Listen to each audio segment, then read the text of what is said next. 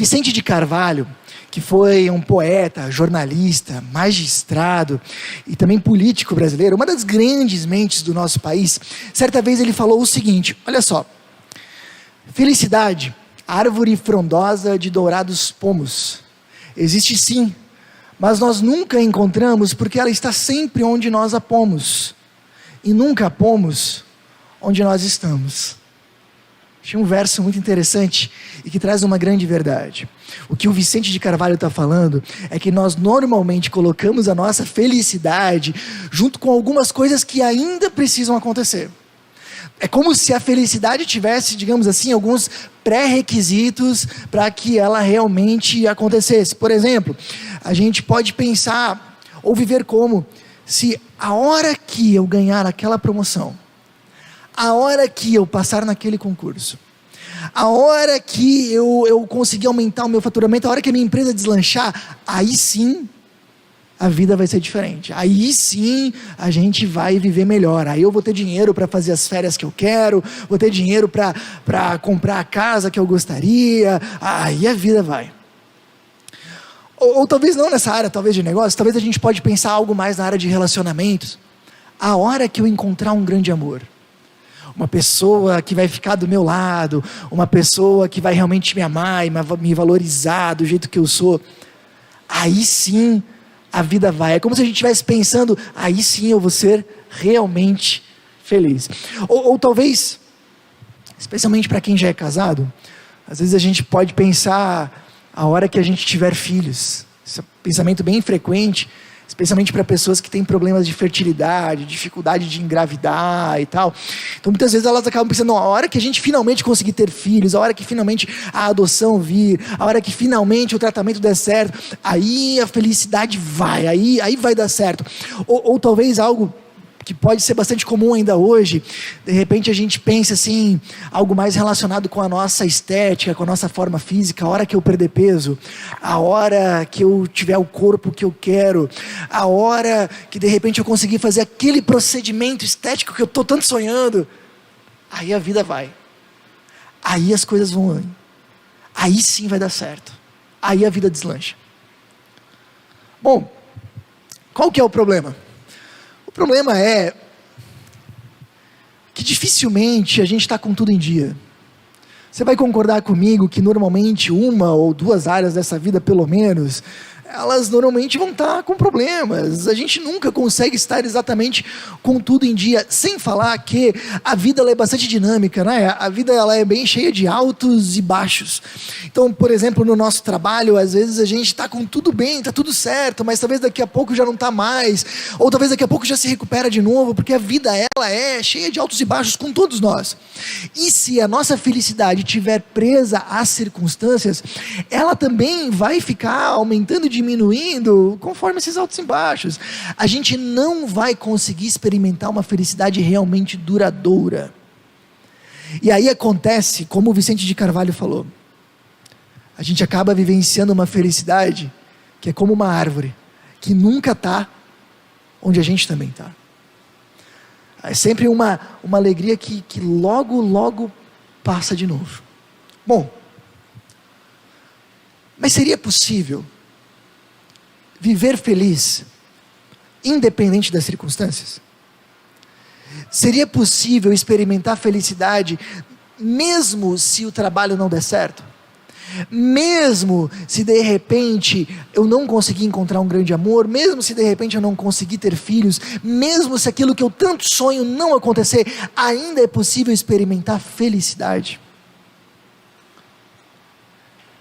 Nas últimas semanas a gente tem estudado bastante uma pessoa chamada Paulo, um grande líder do cristianismo, Paulo de Tarso, conhecido como apóstolo Paulo. E ele escreveu uma carta, e uma parte dessa carta sempre me chamou muito a atenção e me intrigou muito. Olha só o que ele escreveu. Ele disse assim, aprendi a adaptar-me a toda e qualquer circunstância. Sei o que é passar necessidade e sei o que é ter fartura.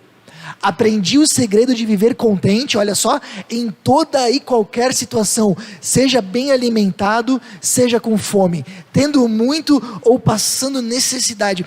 Sabe, Paulo, com toda certeza, mesmo para quem nem é cristão, ele é uma referência de caráter. Paulo não tem absolutamente nenhum motivo para mentir aqui. E ele está dizendo, não só que é possível nós vivermos felizes, independente da situação. O Paulo também está dizendo que ele experimenta isso, que ele é prova viva disso, de que ele pode dizer que ele conseguiu fazer isso. Ele vive uma felicidade que não depende de circunstâncias. Eu acho interessante no final do versículo, quando ele diz, tendo muito... E aí a gente espera que ele fale tendo pouco, mas não, ele fala passando necessidade, ou seja, tendo menos do que o necessário, menos que pouco, ainda assim ele consegue viver feliz. Então é possível a gente viver feliz, independente das circunstâncias. Queria que você entendesse algo que é bem importante. Se nós queremos ser infelizes, basta que a gente pense no mais profundo do nosso ser, que nós só seremos felizes se... Pensa isso, eu só vou ser feliz se... Só vou ser feliz quando... Se você pensar nisso, você está trilhando o caminho da infelicidade, ou de uma felicidade que sempre de novo passa muito rápido. Mas se nós queremos ir para o caminho contrário e construir uma vida realmente feliz, nós precisamos, como Paulo falou, aprender o hábito de nos adaptarmos a toda e qualquer situação. Aprendermos a viver feliz, independente do que a vida nos oferece ou nos tira. Independente dos altos e baixos. Mas como? Nessa mesma carta, Paulo conta como ele passou por algumas dificuldades bem sérias e como ele lidou com elas. Eu quero que você preste atenção nisso. Para mim, pessoal, essas são uma das passagens mais importantes da Bíblia. Para mim. Quero que saibam, Filipenses 1, 12 a 14. Quero que saibam, irmãos, que aquilo que me aconteceu tem antes servido para o progresso do Evangelho. Deixa só para a gente entender, explicar algo. O que ele está dizendo? O que me aconteceu? Paulo foi preso. O que ele fez? Ele fez alguma coisa de errado? Não, ele foi preso por ser cristão e falar de Jesus, numa época em que o Império Romano era absolutamente contra o cristianismo, a época de Nero. Vocês devem ter visto alguma coisa sobre isso em história na escola. Então ele foi preso, mas eu não quero que vocês pensem numa prisão humana como nós temos hoje. A prisão do Império Romano era um lugar onde não se tinha nenhum cuidado com os presos, não tinha nenhum cuidado sanitário ou de limpeza, nada. E o Estado não assumia nenhum compromisso com os prisioneiros. Então assim, você numa prisão romana, você tinha que prover o seu próprio sustento. Alguém de fora da prisão tinha que pagar para você ter comida. E se ninguém pagasse, te ajudasse, você passava fome, morria de fome lá, e o império estava nem aí para você. Então o apóstolo Paulo estava nessa situação. Ok. A gente também sabe que Paulo era alguém extremamente sonhador, empreendedor, cheio de projetos, cheio de ideias, uma pessoa de extrema iniciativa. Você imagina a quantidade de projetos, ideias e planos que ele tinha. De repente vem a prisão e de uma hora para outra, tudo isso vai por água abaixo. Talvez você já tenha experimentado isso. Um momento onde de repente a sua vida dá uma guinada de 180 graus. E tudo que você planejou, tudo que você pensou, tudo que você sonhou, se desfaz. Já aconteceu isso? De a vida mudar de uma hora para outra? Talvez a gente experimentou um pouco disso no início da pandemia. De uma hora para outra, tudo mudou. E um monte de coisa que a gente sonhou, de repente, começou a se desfazer lá no início. Talvez você já experimentou isso em outros momentos.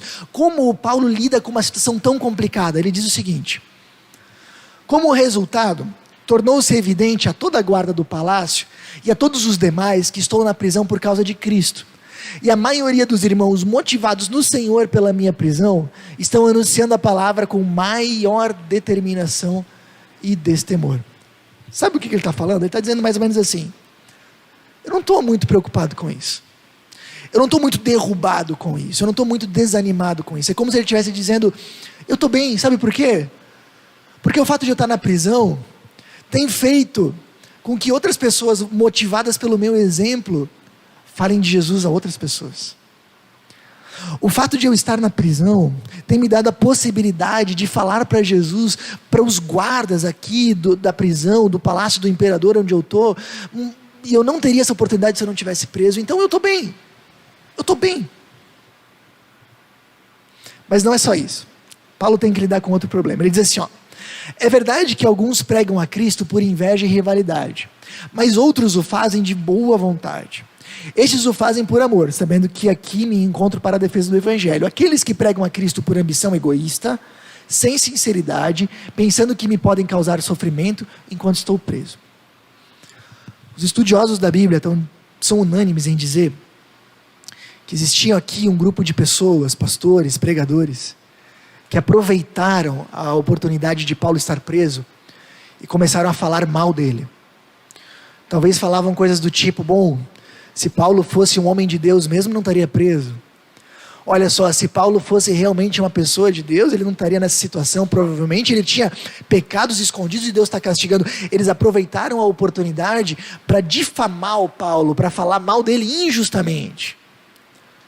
Eu acredito que você já sentiu o que é isso. Alguém provavelmente em algum momento já falou mal de você de forma injusta. Você deve saber como é difícil ser difamado. É uma sensação extremamente ruim, é uma sensação muito difícil. É algo que muitas vezes tira a nossa paz, saber que tem alguém falando de mal de nós pelas costas, e como ali no caso do Paulo, alguém que a gente menos espera, ali no caso dele era alguém da igreja. Uma situação bem complicada, não concorda? Como é que ele está lidando com isso?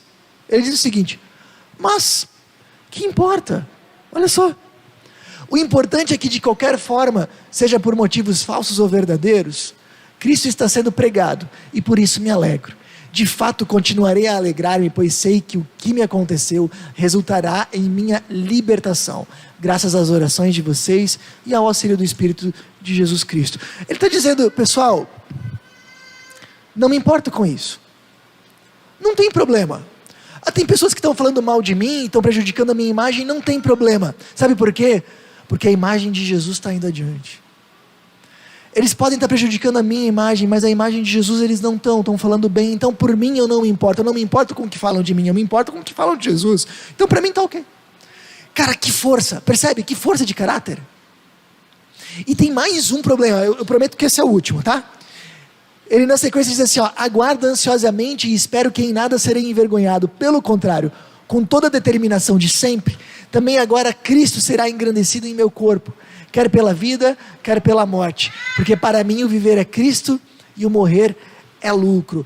O Paulo está lidando com o terceiro e último problema. Além da prisão e o fim de todos os seus projetos, além da difamação, ele também pode ser morto a qualquer momento. Se ele for condenado e a sentença está para sair a qualquer momento, não é que ele vai pagar serviço comunitário ou ter 3 anos de reclusão. Não, ele vai ser morto. Ou seja, ele sabe que a qualquer momento, a vida dele chega ao fim. Eu acredito que poucas pessoas conviveram com isso. A sensação de, a qualquer momento, a minha vida chega ao fim. Mas é uma coisa muito forte, e algo que com certeza tiraria a paz de qualquer um de nós. E olha só como ele está lidando com isso. Ele diz: para mim o viver é Cristo, o morrer é lucro. Ele não está, eu não quero que você pense, que o Paulo está pensando, que ele não está dando valor ou a devida atenção para o que é morrer. Ele sabe que morrer é algo trágico, triste, que deixa pessoas enlutadas. Ele sabe que é algo bastante complicado, e ele não está ignorando isso. Mas ele sabe que a morte tem perdas, mas ele sabe que também a morte tem um ganho muito grande. Ele vai poder estar com Jesus, e para ele o ganho supera a perda. Por isso ele diz que o morrer é lucro. Tem mais ganho do que perda. Olha só,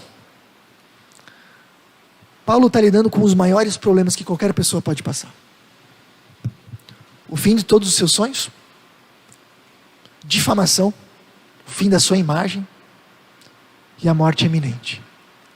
Mas ele consegue mesmo assim estar feliz. Aquilo que ele falou não era só discurso, é uma realidade. Ele consegue encarar tudo isso realmente com tranquilidade. Como? Para ajudar a gente a entender isso, eu queria mostrar para vocês, sair um pouquinho da Bíblia e mostrar para vocês um estudo de um PhD em psicologia chamado Robert Emmons. Essa sumidade na área da psicologia, ele disse que todas as pessoas, presta bem atenção nisso, vivem com pelo menos um de 4 objetivos principais de vida. O primeiro grupo de pessoas vive com o principal objetivo de ser realizado e feliz, realização e felicidade pessoal. Esse é provavelmente o grande maior grupo. São pessoas que acreditam que vão ser felizes quando elas conseguirem fazer algo que elas querem, quando elas conseguirem viajar, quando elas conseguirem ter uma carreira de sucesso, quando elas conseguirem ter bastante momentos agradáveis, elas vão ser felizes. Esse é o objetivo delas. Segundo grande objetivo de vida, são as pessoas que têm o grande objetivo de contribuir com a sociedade. São pessoas que até podem querer buscar felicidade e realização, mas mais do que isso, elas querem fazer diferença onde estão. Eu conheço algumas pessoas assim. Terceiro grande objetivo de vida é relacionamentos e intimidade, segundo ele. Ou seja, são pessoas que até podem buscar felicidade e realização, que até podem buscar fazer diferença onde estão, mas o que elas mais buscam é construir relacionamentos profundos com as pessoas que estão ao seu redor. O mais importante para elas é ter uma família unida, é ter um casamento estável, é ter os filhos perto, é ter relacionamentos próximos e profundos com as pessoas ao seu redor. Isso é o mais importante. Conheço muitas pessoas assim. Quarto grande grupo são as pessoas que até podem, é o grupo da religião e espiritualidade. São pessoas que até podem buscar felicidade e realização, que provavelmente vão querer fazer diferença onde estão, que muito provavelmente vão querer construir relacionamentos próximos com as pessoas ao seu redor, mas mais do que tudo isso, elas querem construir um relacionamento próximo e profundo com Deus. Mais do que isso, eu conheço algumas pessoas assim. Mas o que o Robert Emmons fala, e isso é bem importante, é que quanto mais para baixo a pessoa está nessa tabela, mais ela é resistente às dificuldades. Mais a felicidade dela é inabalável. Olha só que interessante. Uma pessoa então que tem o objetivo de vida, realização e felicidade pessoal, qualquer coisa abala o seu objetivo. Logo, qualquer coisa destrói e desmonta a sua felicidade. Bom, a pessoa quer ser feliz, quer fazer um monte de coisa agradável, de repente vem uma pandemia, de repente vem um revés financeiro, de repente vem uma crise na família, de repente fica doente, qualquer coisa abala a felicidade dessa pessoa. Essas são as pessoas menos resistentes às dificuldades e aos sobes e desces da vida. O segundo grupo de pessoas já é mais resistente, eles querem fazer diferença na sociedade. Então não é qualquer coisa que vai abalar isso. Não é qualquer coisa. Mas mesmo assim, essas pessoas ainda dependem de projetos, ainda dependem de apoiadores, elas ainda dependem de voluntários. Então ainda tem muita coisa que pode dar errado.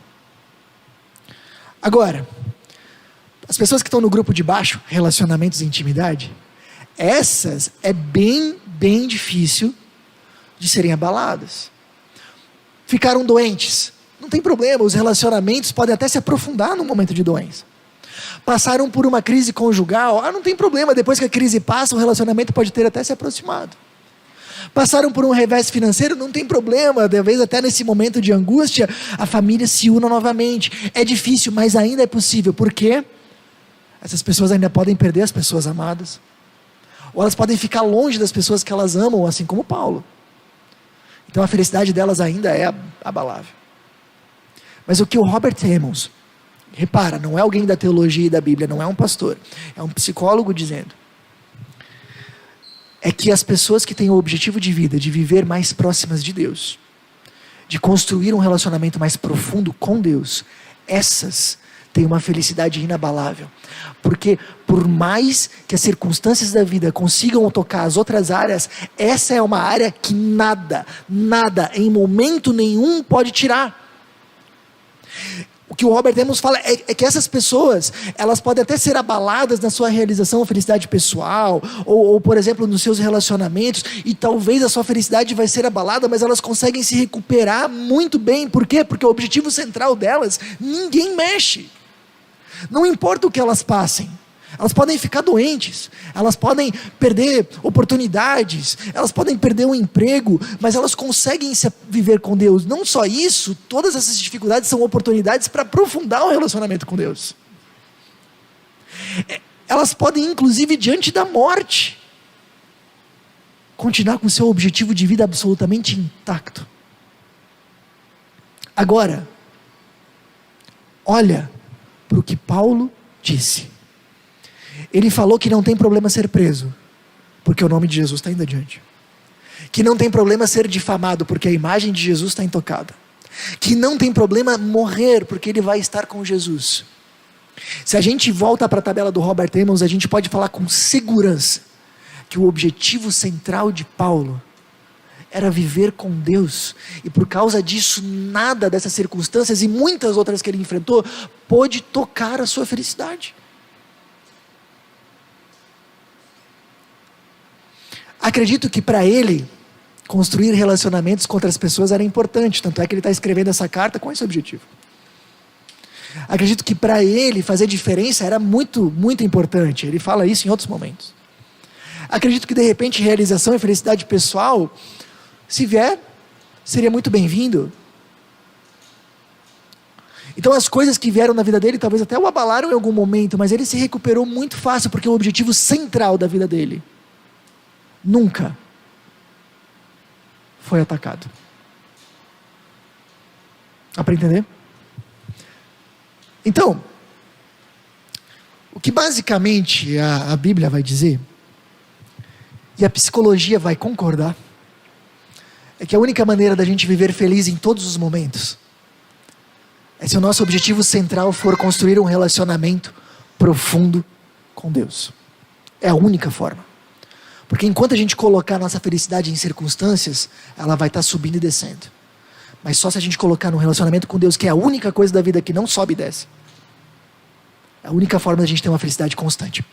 Agora, certa vez, um religioso perguntou para Jesus qual era o mais importante de todos os mandamentos da Bíblia. Todos os mandamentos. E Jesus disse que o mais importante de todos os mandamentos era amar a Deus sobre todas as coisas. Era amar a Deus mais do que tudo. Por que Jesus falou que o mais importante na nossa vida é amar a Deus sobre todas as coisas? Às vezes a gente tem a impressão que Deus tem um ego sensível, meio carente, Ele precisa do nosso amor, mas claro que não. A Bíblia vai dizer que Deus é completamente suficiente, que Ele consegue amar sem dar nada, sem esperar nada em troca. Deus é absolutamente perfeito nisso.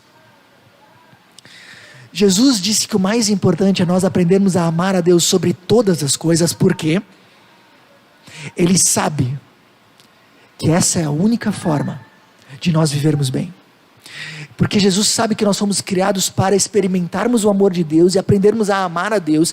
E só se a gente conseguir isso, nós vamos realmente conseguir sermos seguros, corajosos, lidar com as dificuldades, e também nós seremos mais felizes. Imagina comigo que o trabalho está no primeiro lugar da sua vida. Pensa comigo. Se o trabalho está em primeiro lugar na sua vida, facilmente a sua família fica de lado. Se o seu casamento está em primeiro lugar, se os seus filhos estão em primeiro lugar na sua vida, facilmente o seu casamento fica de lado. E eu já vi muito casamento que se acabou por causa disso. Se de repente a sua estética está em primeiro lugar, talvez a tua saúde fica de lado. Sempre alguma coisa vai ficar para trás. Agora, se Deus estiver em primeiro lugar na sua vida, o que fica de lado?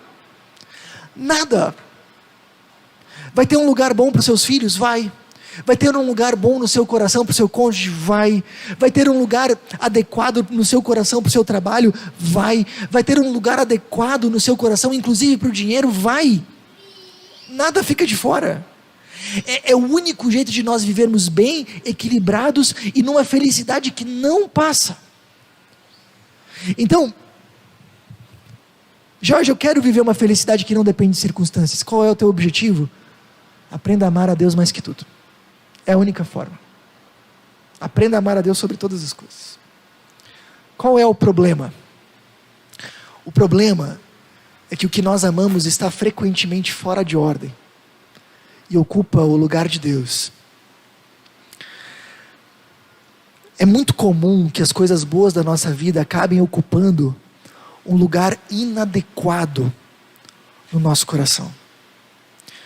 Agostinho de Hipona, que acabou sendo conhecido como o Santo Agostinho, certa vez ele disse que pecados são amores fora de ordem. Ou seja, eu gosto muito disso, porque ele está falando que antes de nós cometermos qualquer atitude de pecado, no nosso coração os amores se desordenaram. Sabe o que ele está dizendo? Dizer é que antes de você ter uma atitude desonesta, no seu coração você amou mais o dinheiro do que a Deus. Antes de você cometer adultério, por exemplo, traindo a sua esposa, seu marido, no seu coração você amou mais o prazer ou outra pessoa do que a Deus.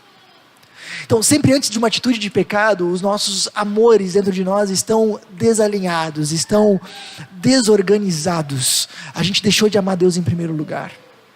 E aí a gente entende algo que é muito importante, que eu demorei muito tempo para entender.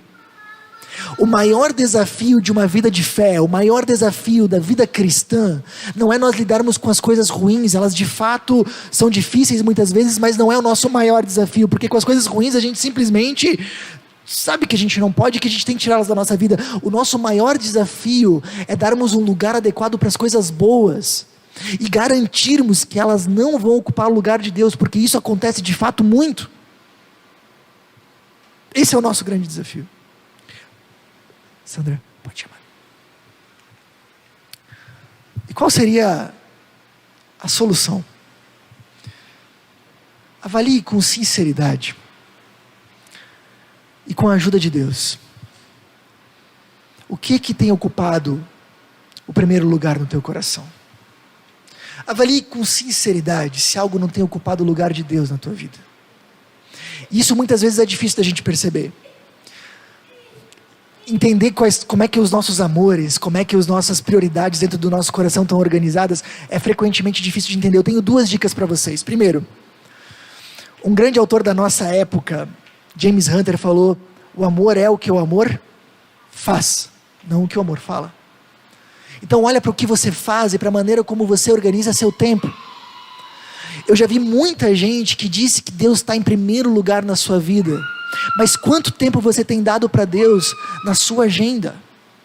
Qual a prioridade que você tem dado para Deus nos seus afazeres?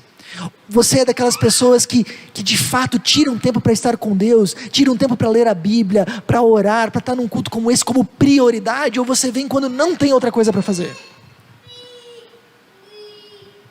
Pensa nisso. Segunda coisa, analise as tuas frustrações. Acho que uma das maiores maneiras da gente ver que lugar algo está ocupando no nosso coração é nas nossas frustrações. De repente a gente pensa: não, o trabalho não tem um espaço muito grande no meu coração. Mas daí de repente você sofre um revés no seu trabalho e você vai no chão. Você fica absolutamente perturbado. Você tira sua paz e você não consegue pensar em outra coisa. Isso é sinal de que o trabalho já estava ocupando um lugar muito grande no seu coração. Samuel Vieira falou algo muito interessante. Ele disse: se você se desencantou com algo, é porque possivelmente você já estava encantado com a coisa errada. Quando a gente se frustra, aqui tem a maior oportunidade que a gente conhece para a gente ver qual é o espaço que algo realmente está tendo na nossa vida. Não, o dinheiro para mim não é o mais importante. Daqui a pouco você sofre um prejuízo e você vai lá no chão. É porque ele tem um espaço sim importante demais na sua vida. Então pensa com você e peça a ajuda de Deus. Como é que está o meu coração?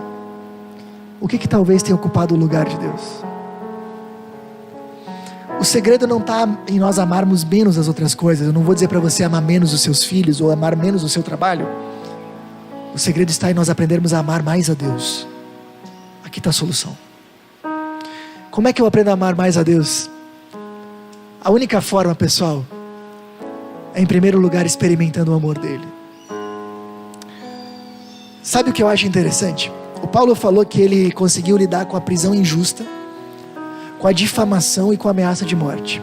Ele não falou isso de forma direta no texto, mas eu tenho quase certeza que ele estava pensando o seguinte: eu posso ter sido preso injustamente por Jesus, Mas muito antes de eu ser preso injustamente por Ele, Ele foi preso injustamente por mim.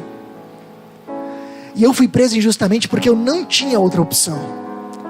Mas Ele podia ter se soltado a qualquer momento, mas não o fez, porque Ele me amava. Eu tenho certeza que Paulo pensou: eu posso ter sido difamado por causa de Jesus, mas antes de eu ter sido difamado, Ele foi por mim. Ele foi difamado, Ele foi humilhado, e Ele foi morto como um criminoso. Paulo talvez esteja pensando: eu estou sendo difamado por algo que eu não fiz, mas eu tenho os meus defeitos. Mas Jesus foi difamado sem ter nenhum defeito, por amor a mim. Eu acredito que Paulo estava pensando: antes de eu morrer por Jesus, Ele morreu por mim. A minha morte ainda vai ser uma morte rápida. Jesus ficou 6 horas numa cruz, morrendo da forma mais lenta possível. Por quê? Porque Ele me amou, e porque era a única forma de eu ser salvo. Só por isso. E quando a gente vai conhecendo esse amor, experimentando esse amor, a gente começa a amar esse Deus também. E quando a gente começa a amar a esse Deus, com o tempo, nós vamos nos tornando mais resistentes a dificuldades, e a nossa vida vai se organizando. A minha vida aconteceu exatamente isso. Eu não fui uma pessoa que fui na igreja e de uma hora para outra acendeu uma luz, o céu se abriu e tudo na minha vida mudou. Eu não posso dizer isso. Mas com o tempo, eu fui frequentando uma igreja, semana após semana, e muitas vezes eu não sentia o amor de Deus como muita gente diz que sente. Mas eu fui aos poucos aprendendo sobre esse amor, ouvindo dele, entendendo ele, com o tempo sentindo ele. E quanto mais eu conhecia e experimentava esse amor, mais eu conseguia amar a Deus.